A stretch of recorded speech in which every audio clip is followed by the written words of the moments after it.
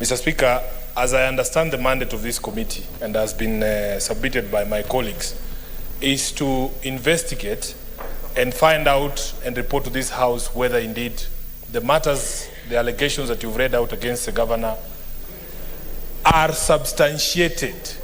So that, Mr. Speaker, all this committee is supposed to do, if the accusation is that there has been nepotism exercised by the governor, to report back to this House and say, yes, that allegation has been substantiated. On the question of illegal appointments, yes, it has been substantiated or not. Mr. Speaker, I would also want to encourage Senator Gloria to understand that, in fact, if you go percentage-wise, Mr. Speaker, percentage-wise, to have 3 women out of a committee of 11 is actually greater than to have 3 women out of 47 elected senators deciding on a matter. Because, Mr. Speaker, as you know, when it comes to the question of the vote, Senator Gloria, what is your point of order? Mr. Speaker, my point of order is that there are senators who are misleading the House on facts and on matters numbers. And Mr. Speaker, my point of order, even to Senator Boni Walale and to Senator Edwin Sifuna, is that you cannot come to Senate and actually institute discrimination by trying to convince this House that there is a formula that says that when you have less women at the table of representation, that is the formula that Kenyans should accept because it works best for gender. That is misleading the House. And this is not a matter about bullfighting or how many women or 3 against. This is a matter of representation.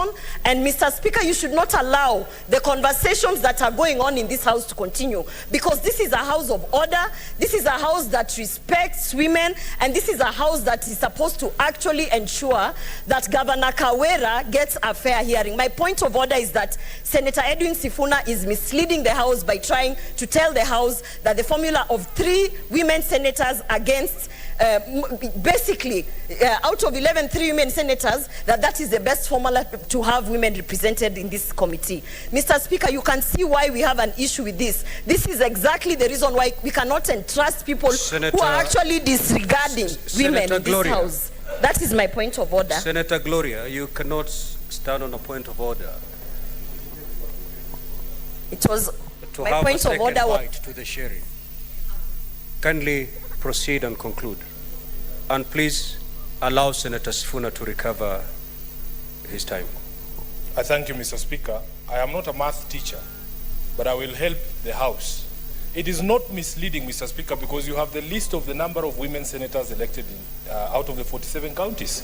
We only know the senator from Nakuru, my sister from Machakos, and the good lady from Isiolo.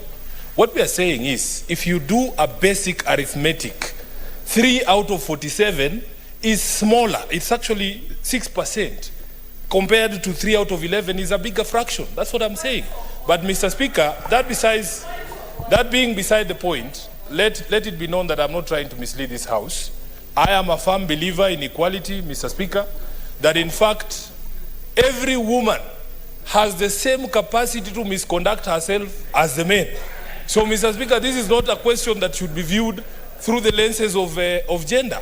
What we want to do, whether we establish the committee or whether we proceed by the whole House, Mr. Speaker, is to find out indeed, is it true, the allegations that have been laid against the governor. In this particular question, we are supposed to be blind. Justice is blind. We do not see color, we do not see gender, we do not see ethnicity, Mr. Speaker. We are just looking at the allegations that have been leveled vis-a-vis, the law.